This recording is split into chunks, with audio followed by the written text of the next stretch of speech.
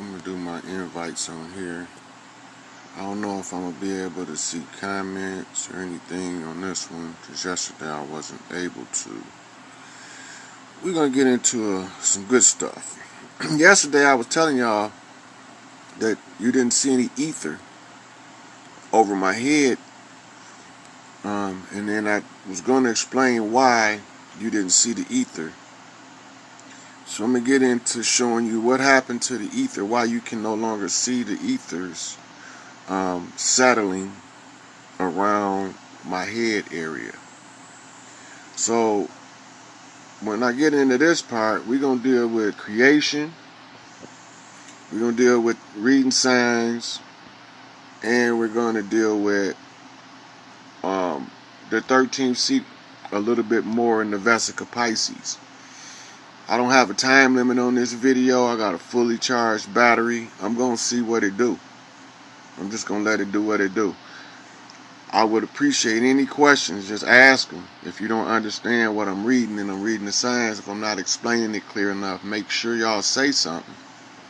Because if the input and the feedback is what increases the accuracy when you're reading the signs. So the what is it factor. So I'm gonna do a couple more invites here.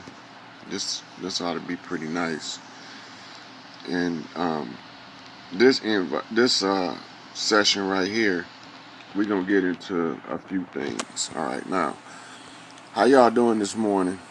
So last night I went through the Queen's Gate to the Queen's Chamber and showed y'all who exactly was the Queen of Heaven and Earth. God is no man. I've proven that. But we're going to get a little deeper into the creation story. So this is what we're going to start with.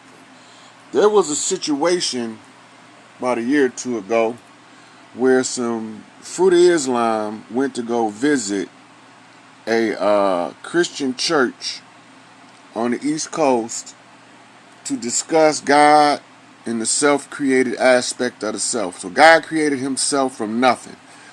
Now what you have to remember when I show you this is everything is taking place in something called the NUN, N-U-N.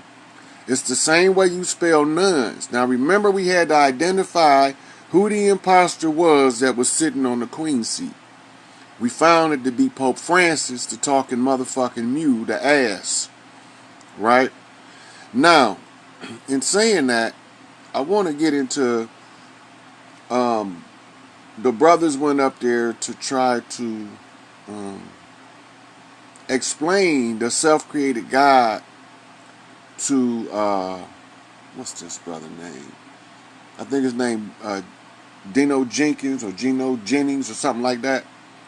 And he ran rings around them guys, but there was something that he did. There was two things about this reverend, he's a Christian, that got my attention. One, the bow tie. The bow tie is a symbol of a traveling man.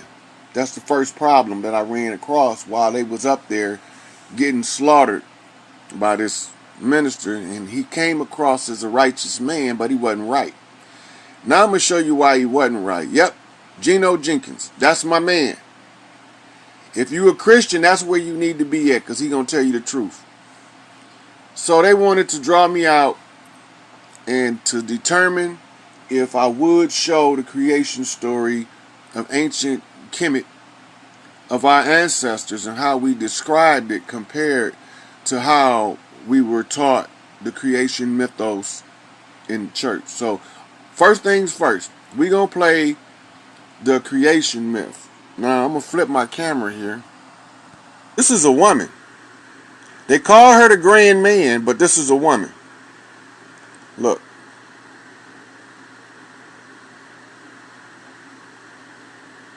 This the Queen of Heaven and Earth.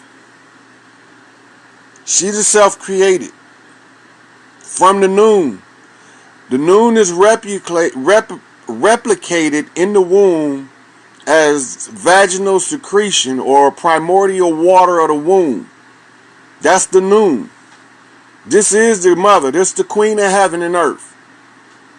Right? As above, so below. Now remember, she was the Pope sits on her throne. All right, now let's see what else happens. Now, when I was showing you the Vesica Pisces, this was the symbolism. This is the crucifixion story as I was unraveling it. Now, notice you have two staffs, each with one serpent around it. One represents the moon, as you can see it over there to right here. The moon, that's the feminine. The other represents the sun in the middle. You see it say left undering, and this say right. Now look at this. This is an inverse, because remember, the Leo was on the right and the Scorpio was on the left. But look at the moon. You see the upside down triangle? You see the right side up triangle. Now, when the two become one in the third eye, they think they seeing the same. They are now here in the Queen's chamber. Now, let me show you so you'll know what I'm talking about over here in my book of life.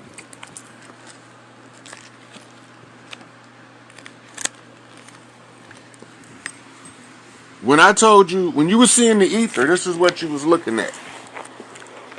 You was looking at me here. See the rose going through the ether? These are a set of hands reaching up to the cross.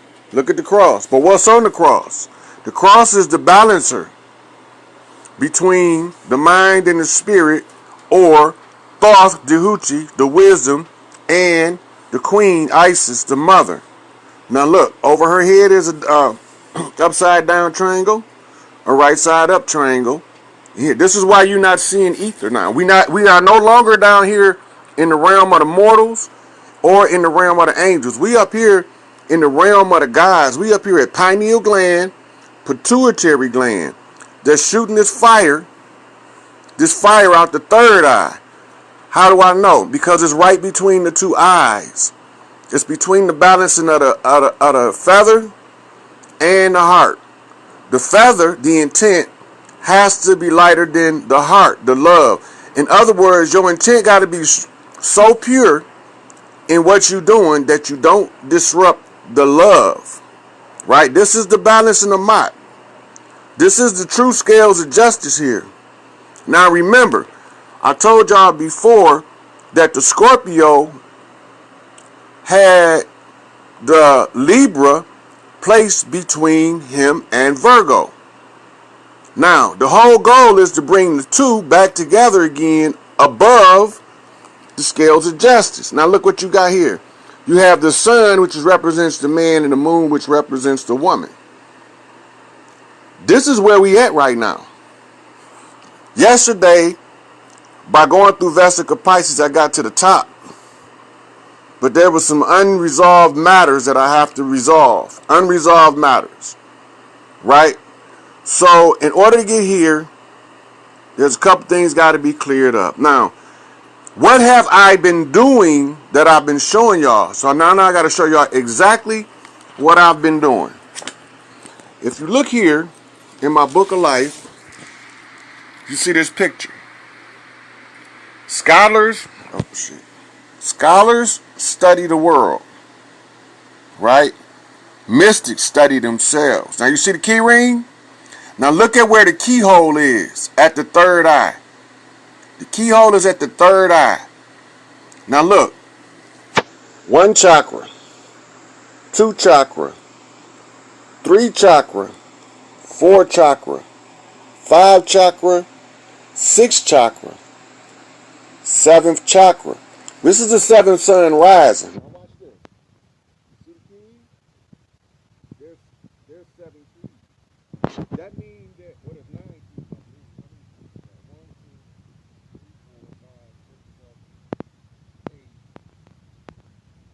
9, 12 keys, which represents 12 suns. Now look here.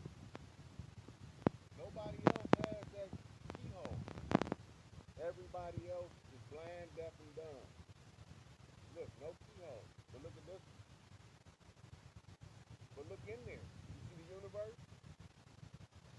So this is telling me discard the universe without. I have to scour the universe within.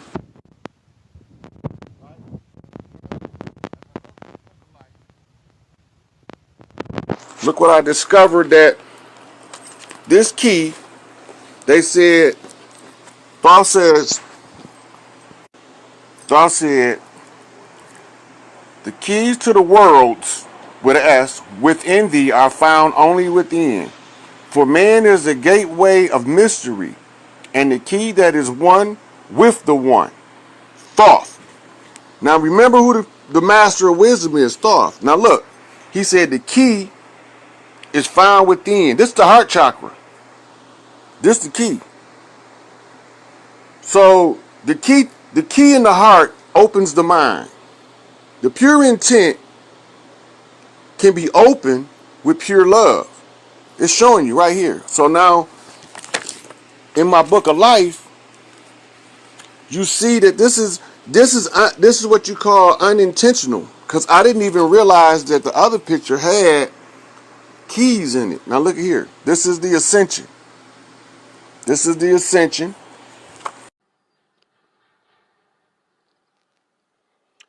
Well, in following the signs, and sometimes they don't always be clear what they mean to us. So I'm sitting here at 9:45 thinking, and I'm like, what does this sign I read mean? So I'm trying to figure out what this sign means that I read yesterday.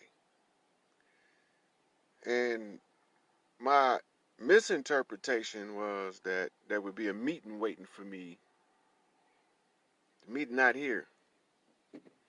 So as I sit here and I ponder the possibilities, the thing come to mind is, well, maybe we just need to vent, get some stuff off our chest about the worker.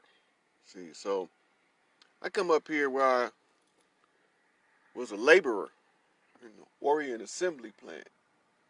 The funny thing about Orient Assembly matches up so well with prophecy, and the rise of the Son of Man and the return of the Christ. All of it match up with prophecy from this particular point. But we already know that the time dictates the agenda. And so when we're looking at the scope of what's going on, what are we looking at? Nobody's here but workers working. But it's not full production. It's like an reconstruction type set where they're rebuilding and renovating in order to accommodate a better production model for the plant. So I'm sitting here and I'm still not putting the pieces together, and I'm missing a piece. And I can't figure out quite what it was. And I read all of the signs. I know the times. But we don't always know the course of action. The course of action sometimes is what becomes elusive to us. We lose track of which direction to turn. What are we looking at when we read the signs? Because signs and symbols are drastically different from direct statements and comments. So there has to be a translation taking place. So I look around here, Orient Assembly, 5960. You know, I'm looking at the red star and the blue star here, and I'm wondering, what is this telling me? What is this saying? It's like everywhere I go, I'm missing something. I'm slightly missing something. It's something just slightly off. So that tells me that I have to reevaluate, reassess, and go back to the drawing board, which is not a problem with me. Because I know at this particular point, the Christ is risen. And we already know that the Christ is no man. And they came, and the stone was already moved. It's kind of odd. It's kind of backwards in the book. It's like a mirror effect. So if the stone is already moved, it's not there. Where would I find it? And so I would have to go back to the text, and I would go back to the drawing board to try to determine what is this that I'm seeing. So 3 kings of the Orion constellation come bearing gifts for the baby.